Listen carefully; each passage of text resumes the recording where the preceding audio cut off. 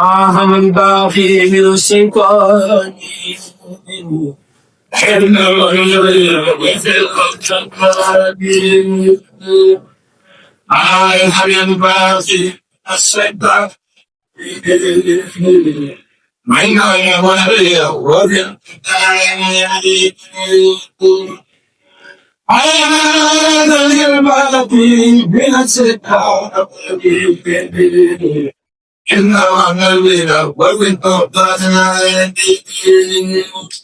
أعوذ بالله من الشيطان الرجيم بسم الله الرحمن الرحيم وصلي وسلم وبارك على سيدنا ومولانا محمد وعلى آله وأصحابه والحمد لله رب العالمين. ربنا زدنا علما وعملا وأدبا وفهما. Assalamu alaikum wa rahmatullahi ta'ala wa barakatuh. Alhamdulillah, on va donc aborder un nouveau chapitre de Ad-Darouri de l'imam Ibn Juzayl al-Kalbi, qui est chose très intéressante, c'est souvent un ouvrage d'ailleurs qui conclut les chapitres des ibadah, c'est sur ce qui est licite à la consommation. C'est très rare, c'est quasiment inexistant à la base dans les ouvrages de ce niveau-là débutant. D'où le fait que Darouri est vraiment un ouvrage qui est très pertinent à enseigner dans notre contexte, car il parcourt beaucoup de chapitres. Le cheikh, l'imam nous dit Babul Akli wa Sharb.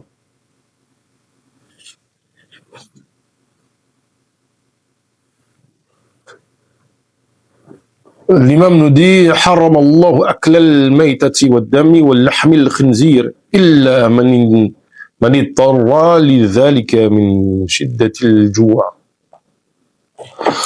Allah Ta'ala a interdit de consommer al-mayta, la bête morte, c'est-à-dire la bête qui n'a pas été abattue de manière licite. Il nous a interdit aussi le sang coulé. Alors, vous pourrez poser la question, mais le sang, pourquoi le sang? C'est que effectivement, dans certaines populations, on consomme du sang. Même en vérité, en France, ça le fait aussi. Par exemple, chez nous aux Antilles, on mange du boudin qui est fait à partir de sang. Vous avez le cas aussi des Maasai qui boivent du lait de vache mélangé à du sang.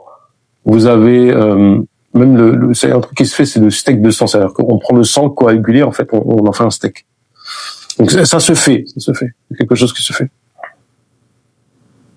Et la chair, l'ahm al-khinzir, faut comprendre en fait que la consommation de la chair du porc et toutes les sortes de porc.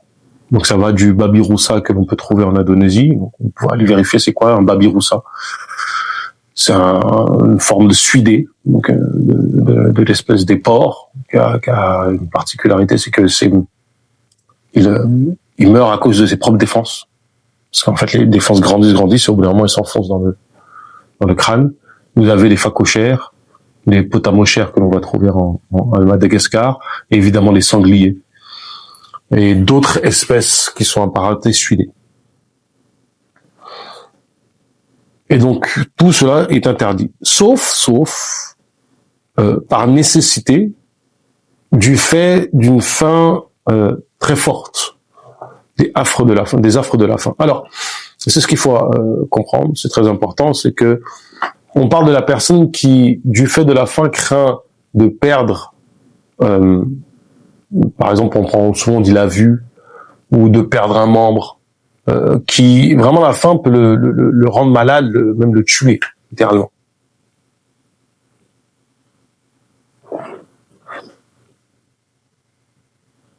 Alors ici, ce qu'il faut bien comprendre, c'est que ce qui est possible de faire dans ce cas de figure, il y a deux choses à souligner.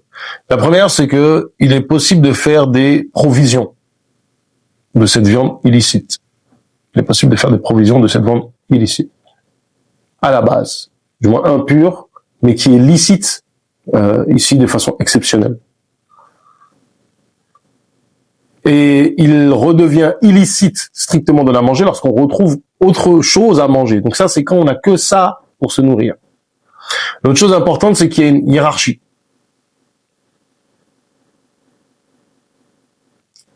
Il y a une hiérarchie, c'est-à-dire que si je trouve une bête morte, par exemple, je trouve un mouton mort, qui est mort d'une mort naturelle ou qui a été tué par un loup, et il reste de la nourriture. et qu'à côté il y a un porc, je vais privilégier le mouton parce qu'il est il est licite si je l'abats correctement, au fait de prendre du porc. Ensuite, l'imam nous dit ولا يجوز أكل الحمير والبغال ولا الخير والسباع ولا كلاب. Il n'est pas permis de manger de l'âne, du mulet et du cheval. Pour ce qui est de l'âne et du mulet, il y a un consensus entre les ulémas, parce que c'est dit dans les textes. Alors, le mulet, c'est quoi? Le mulet, c'est un croisement entre un âne et un cheval. Le mulet, c'est un croisement entre un âne et un cheval. Pour ce qui est de l'âne, c'est l'âne domestique qui est strictement illicite, et non pas l'âne sauvage. Le fait que l'âne sauvage ne soit licite à la consommation, ça impliquerait par exemple que ce qu'on appelle le cheval de Przewalski, qui est c'est un genre de cheval, mais en même temps un genre de d'âne, est licite à la consommation. Même il y a des ânes sauvages comme l'onagre qu'on trouve justement dans la péninsule arabique, qui est une forme d'âne sauvage. Le zèbre, c'est un peu un cheval, un peu un âne. Tout cela est licite à la consommation. Ça devient illicite lorsque c'est domestiqué. Donc si vous avez un âne sauvage et que cet âne sauvage devient domestique, il devient interdit à la consommation. Ça implique des choses un petit peu étonnantes, qui sont contre-intuitives. Par exemple, vous avez un âne sauvage, vous consommez son lait, c'est licite. Il est domestiqué, le même âne sauvage, son lait ne devient plus licite à la consommation. Parce qu'il n'est pas licite de boire le lait des animaux qui sont illicites à la consommation. Pour ce qui est du cheval, l'avis retenu, c'est l'avis des Malikis, mais d'autres écoles considèrent que c'est licite. Par exemple, les Shafi'i considèrent que c'est, pour certains, il y a un avis qui dit que c'est licite chez eux, un autre qui dit que c'est makruh. Tout cela, donc, le sang, la viande de porc, la maïta, l'âne domestique, le mulet, le cheval, tout ça c'est haram à la consommation. Voilà, wassiba', voilà kilab, ça c'est makruh à la consommation. Siba', c'est les fauves, les animaux qui ont des crocs. Les fauves, donc ça va inclure tout ce qui va être, par exemple, ours, loup, les différents types de canidés. Donc vous aurez le loup, et comme je viens de dire, vous aurez le renard, vous aurez d'autres animaux qui sont comme les mustélidés, comme le glouton, le carcajou. Vous aurez aussi tout ce qui va être félin, donc ça va du chat, du lion, etc.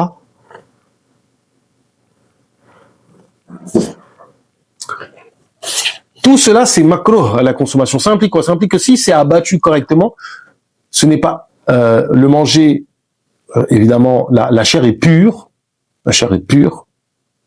Et donc, on peut, par exemple, prendre la peau comme vêtement ou comme par exemple comme tapis de prière.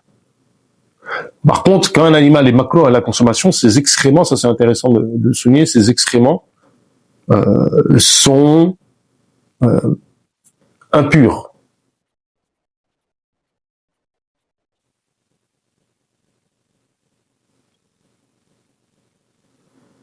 ويجوز, c'est permis, أكل غير ذلك, tout ce qui est autre que cela est licite à la consommation, من البهائم والحيوانات إذا ذكيت. C'est-à-dire que tout animal parmi les bestiaux que l'on élève, ou parmi les animaux sauvages que l'on abat, on verra les cas où on abat, c'est licite à la consommation. Si c'est abattu correctement. ويجوز أكل الطير كله. Tous les oiseaux sont licites à la consommation. إذا ذكي أو صيد.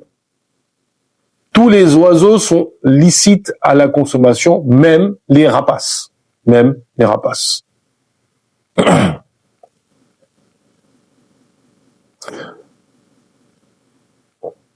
s'ils sont la zakat, donc s'ils sont abattus correctement, ou s'ils sont chassés. Évidemment, pour tout ce qui va être poulet, etc., il faut, on va revenir sur la question du mode, de la manière d'abattre. C'est important de le souligner.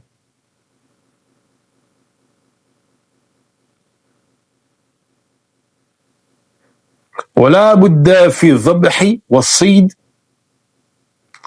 من تسمية الله تعالى. Il est nécessaire lorsque l'on abat ou qu'on chasse de prononcer le nom d'Allah Ta'ala. Alors pour ce qui est de l'abattage, il y a deux façons d'abattre les animaux. Il y a deux façons d'abattre les animaux. Il y a l'égorgement qui s'applique aux ovicepridés de façon stricte, c'est-à-dire que autre que cela, ce n'est pas valide.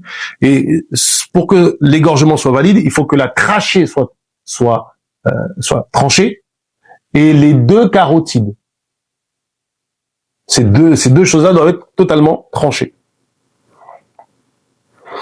Pareil pour ce qui est des bovidés, c'est ce qui est demandé. C'est ce qui est demandé.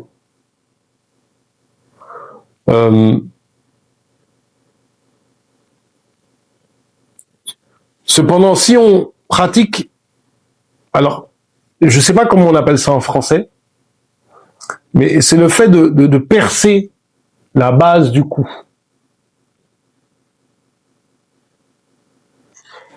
Le fait de percer la base du cou. Alors, le terme en arabe me sort de la tête aussi. Ah, barakallahu fik, an-nahar. Donc, les deux façons, ça va être un nahar, qui va consister, en fait, à percer la base du cou. C'est ce qui est strict, ce qui est spécifique au camélidé. C'est-à-dire qu'on va transpercer la base du cou.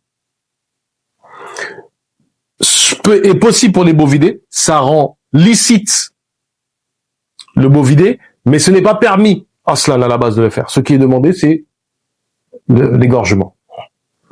Pour ce qui est de la chasse, il faut que l'animal soit touché. Alors il y a des détails qu'on ne va pas évoquer ici concernant la chasse, mais globalement, ayez la règle suivante en tête, le principe général, c'est vous touchez un point vital, l'animal meurt, ça devient licite.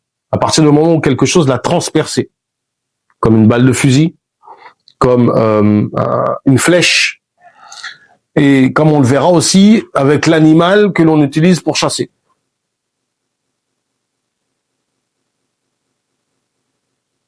Cependant, si l'animal est touché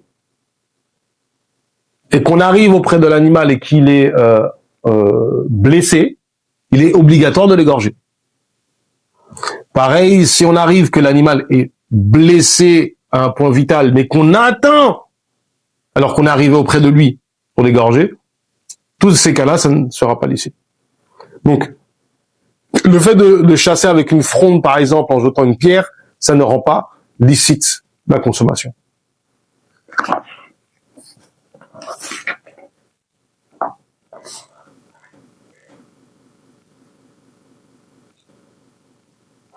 ويجوز أكل ما ذبحه صبي أو امرأة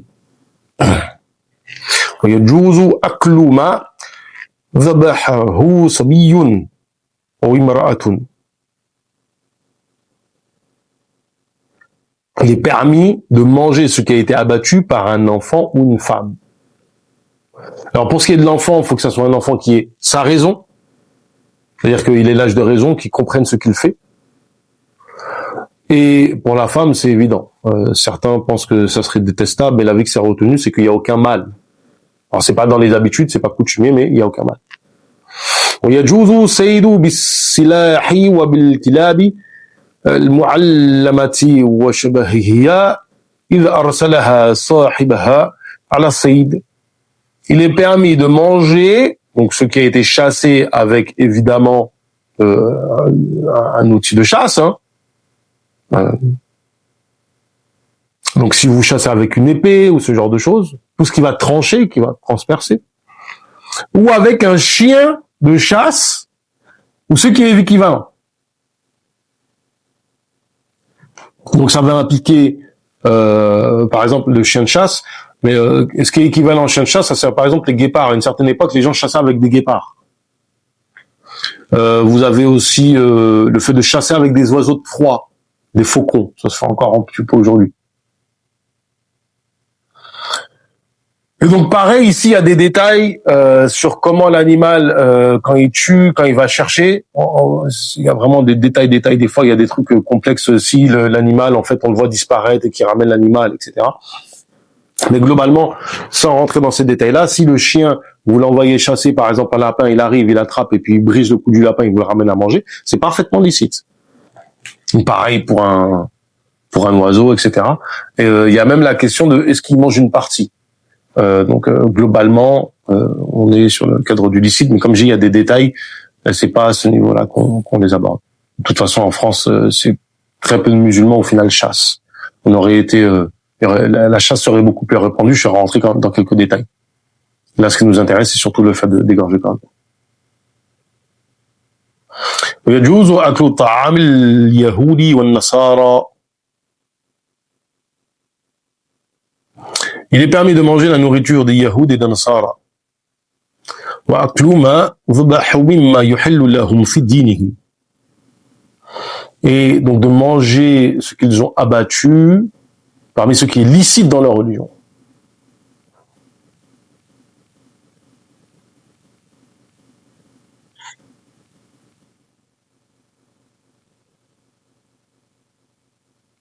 Alors pareil ici, il y a un détail. Donc il est permis de manger la nourriture des juifs et des chrétiens. En fait, on s'arrête surtout ici à la viande, en fait, sur ce qui est abattu. Pour ce qui est de la nourriture en tant que telle, de manière générale, c'est permis, en fait, de manière générale.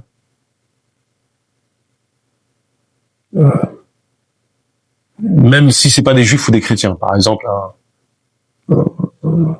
un athée vous donne un gâteau, à part s'il y a un indice que dans ce gâteau il y a quelque chose d'illicite, c'est licite à la consommation.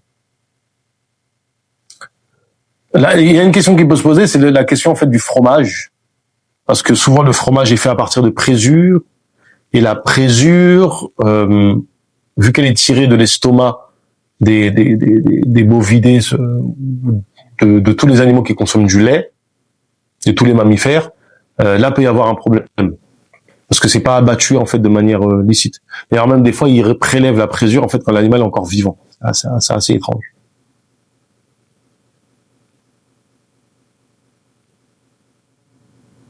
Donc la vie retenue en fait chez les Malikiques, c'est que Aslan c'est pas licite. Sauf si évidemment la présure est issue d'un animal qu'on a abattu légalement, correctement. Pour ce qui est de leur viande, c'est makruh de la manger si on a à disposition de la viande halal.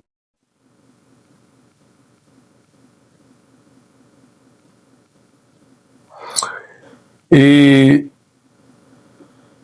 il y a, depuis l'ère des croisades, bon, ça fait bientôt 1000 ans, si je ne me trompe pas, il y a une différence qui est faite entre les chrétiens d'Orient et les chrétiens d'Occident, pour la raison suivante, c'est que on s'accorde qu'on peut manger la viande des juifs et des chrétiens s'ils l'ont égorgée. C'est un détail important, c'est un consensus sur le fait qu'il faut qu'ils aient égorgé. Donc ici en France, on peut faire confiance aux juifs parce qu'ils respectent leurs règles d'abattage légal. Par contre, on est dans un pays de chrétiens occidentaux qui, historiquement, n'égorgeaient pas, ou du moins, ils égorgeaient après avoir abattu l'animal à coups de masse. Aujourd'hui encore, c'est ce qu'ils font, justement, en fracassant le crâne de l'animal, ou bien en pratiquant le fait d'électrocuter l'animal. Alors, il y a des cas où électrocuter serait illicite, parce qu'en fait, l'animal, ça l'endort, ça ne le tue pas. Mais tous les cas où il fracasse le crâne, comme c'est fait avec les bovins, c'est strictement illicite à la consommation. Et donc, dans le cas du chrétien type catholique, c'est licite à la consommation s'il égorge devant nous. Sinon, comme en règle générale, il n'égorge pas, leur nourriture sera illicite par principe. On va considérer qu'elle est licite s'il a égorgé devant nous. Pour ce qui est des chrétiens orientaux, si vous allez en Égypte, si vous allez en Éthiopie par exemple, on sait qu'habituellement ils égorgent, donc là ça sera licite à la consommation. C'est-à-dire qu'il n'y a pas nécessité de voir l'animal, de voir le chrétien égorgé devant nous.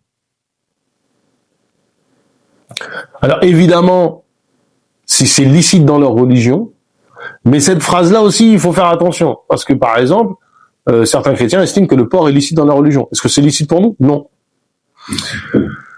Ce qui va venir, c'est surtout le cas des Juifs, où il y a des détails chez les Juifs sur le fait de ne pas manger la graisse, etc. Je crois qu'ils n'ont pas le droit de manger de chameau.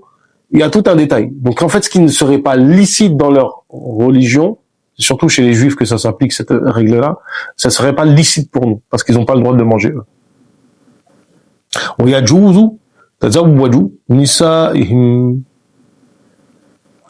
Et il est permis de marier leurs femmes, aux Juifs et aux chrétiens. Et là, pareil, détail, il faut faire attention, c'est makolo, dans le mazhab maliki. Il y a des écoles même qui mettent des conditions qui disent que tu peux te marier avec une chrétienne si elle descend d'une famille qui était chrétien, qui ont adhéré à cette religion-là avant qu'elle soit falsifiée. Qui littéralement rend impossible tout mariage avec des catholiques, par exemple. L'autre chose à noter qui est très très très importante, c'est que c'est permis c'est macro de se marier avec leur femme de manière générale, mais c'est encore plus macro dans le contexte actuel, voire on pourrait même pas parler de haram parce qu'on ne peut pas faire respecter nos droits. Donc vous allez vous marier avec une fille, après vous allez retrouver à ce que les enfants ne peuvent pas être éduqués comme des musulmans, et ça c'est quelque chose que on cherche à éviter. Donc ne soyez pas étonnés si vous voyez des personnes non seulement ne pas recommander, mais carrément strictement dire non, c'est interdit de se marier avec une juive et une chrétienne dans le contexte actuel.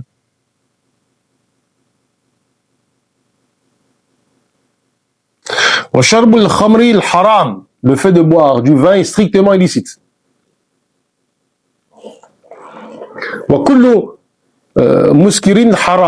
Et tout enivrant semblable au vin est illicite.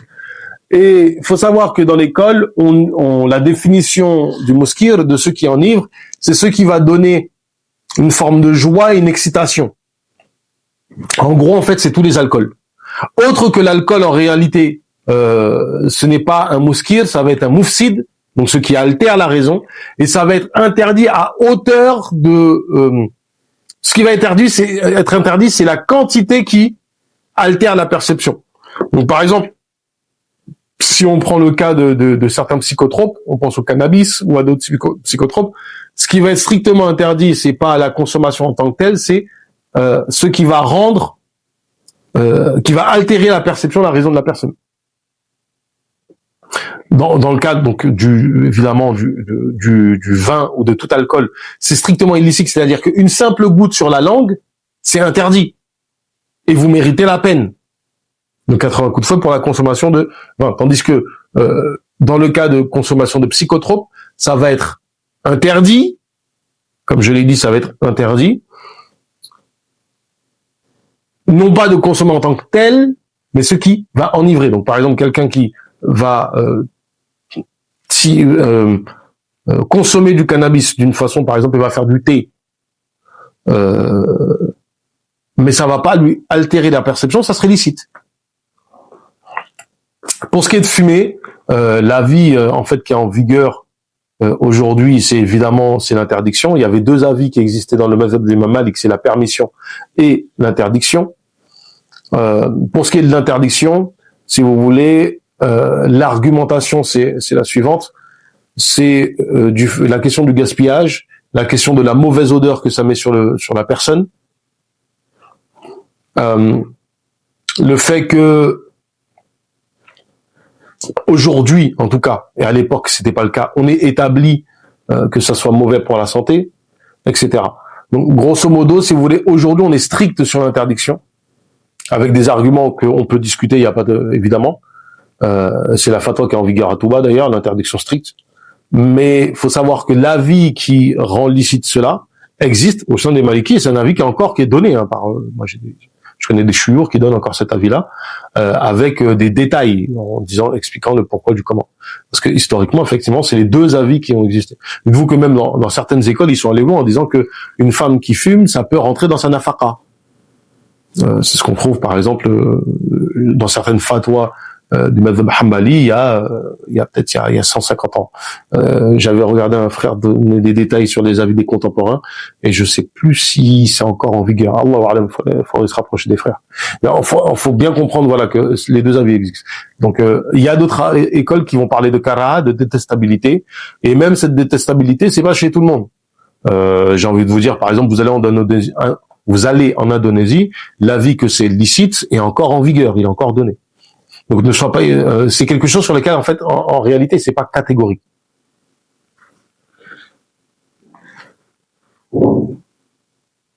وكل ما أسكر الكثير فقليله حرام. Tout ce qui énivre en grande quantité, sa petite quantité est haram. C'est ce qu'on disait. Donc la simple goutte d'alcool sur la langue est strictement interdite. Alors, information très importante, parce que ça fait partie de la consommation, ça dérive du sujet, c'est la question du parfum. Et là, sur le nom de madhhab maliki, il y a deux positions chez les contemporains. C'est que le parfum, on utilise de l'alcool modifié. Donc il y a deux approches. Soit on part du principe que l'alcool modifié reste enivrant. Et effectivement, on a des preuves que ça reste enivrant. On considère que l'alcool ici n'a pas été transformé, et donc il reste impur. Et donc l'achat, la vente et l'utilisation de ces donc l'achat et la vente est strictement interdite, et l'utilisation est interdite ou détestable.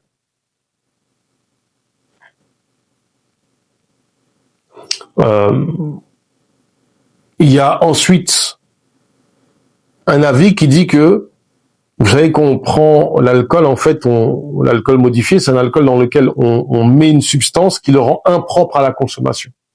Donc, comme il devient impropre à la consommation, selon cet avis-là, cette transformation de cet alcool-là fait qu'il devient pur.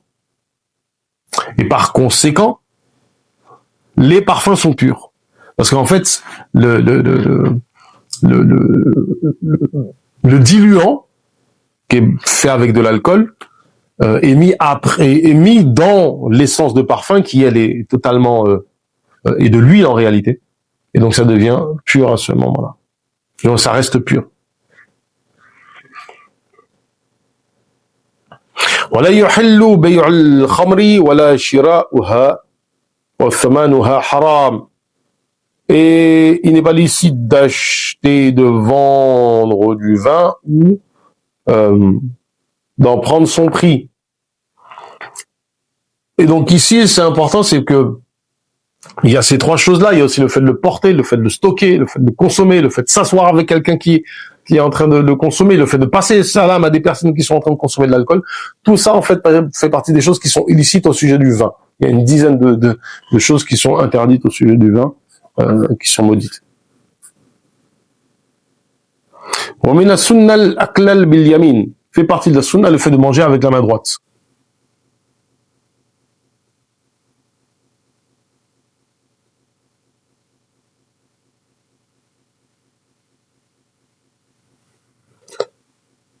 والإقلار من الأكل. Le fait de manger peu. Là, c'est une recommandation évidemment spirituelle. C'est-à-dire un tiers de nourriture, un tiers d'eau et un tiers d'air. Le fait de dire la basmala avant de manger. Donc vous pouvez voir sur la chaîne YouTube, il y a tout un chapitre sur les ahkam de la basmala. Donc c'est bismillah seulement, parce que le fait de mâcher, on dit que c'est un adab, donc il y a une forme de châtiment, de douleur, le fait de mâcher. Donc on dit seulement bismillah, on dit pas bismillah ar-Rahman ar-Rahim. Donc au moment de manger, comme au moment d'abattre un animal, hein, walhamdulillahi fil akhiri. Et le fait de dire alhamdulillah à la fin après avoir fini de manger.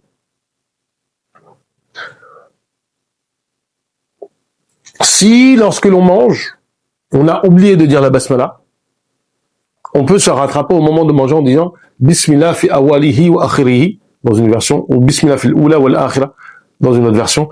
Les deux choses sont rapportées et c'est très bien. Et tout cela est possible sur, justement, au cas des kaffi sharb. Et ceci se fait au sujet de faire de boire. Bismillah, alhamdulillah, après avoir consommé. Wala yajuzu al-akla wal-sharbu fi awani al-dhahab wal-fiddah. On va terminer avec ça. Il est interdit de manger et de boire dans des ustensiles en or ou en argent. Fait partie justement, donc dans le chapitre du pur et de l'impur, du licite et de licite, de ce qu'on peut consommer ou pas consommer. On traite de la question de l'or et de l'argent. Pour les hommes, l'or est strictement interdit de façon absolue. La seule exception, ça va être pour les prothèses dentaires ou pour les nez, parce qu'avant, des fois, quand il y avait des faux nez, quand quelqu'un, par exemple, à la bataille, il perdait son nez, ce genre de choses, on faisait un faux nez en or. Ça, c'est possible. Donc, c'est interdit. Pour l'argent, c'est interdit de manière générale, sauf pour une chevalière comme ça. Donc, alors c'est parfait parce que c'est typiquement une chevalière type Maliki permise, parce que si je me trompe pas, il faut pas plus de 6 grammes. Dans le madhhab Maliki, nos chevalières ne doivent pas faire plus de dirham, selon l'avis Mishhour. Il y a un autre avis qui est pas vraiment dans l'école, c'est plutôt un avis dans une autre école qui parlerait de urf, c'est-à-dire qu'on estime que elle n'est pas trop grosse selon les habitudes. Mais donc c'est strictement ça qui est permis. Pareil, c'est permis si c'est pour la sunna. Et c'est permis soit on la porte justement au petit doigt, soit on la porte en fait à ce doigt-là. Et le mieux, c'est de le mettre dans la main gauche. On a vu le retenu, mais il y en a d'autres qui disent la main droite. Et ça, on est assez large sur cette question. Pour ce qui est des femmes, évidemment, elles ont le droit à des bijoux en or ou en argent, ça n'y a aucun problème. Et ce n'est pas soumis à la zakat, sauf évidemment, si c'est pour vendre ou pour louer. Donc pour terminer, ce qu'on dit, c'est qu'effectivement, ça c'est important parce que la question des ustensiles, donc les bijoux sont permis pour les femmes à porter, mais tout ce qui est ustensile, en fait, c'est pas licite. Donc avoir de l'argenterie, par exemple. Donc l'argenterie, c'est des couverts en argent. J'avais aussi il y a une mode en ce moment, c'est de faire des chapelets en argent ou en or. Dans l'école, c'est interdit. C'est une mode qui est apparue, on ne sait pas trop d'où ça vient. Mais c'est des choses qui ne sont pas licites, en principe. ربنا زدنا علما وعملا وأدبا وفهما وهب لنا يكرم في تلاوة خيرا كثيرا منك والحلاوة وصلي وسلم وبارك على سيدنا ومولانا محمد وعلى آله وصحبه والحمد لله رب العالمين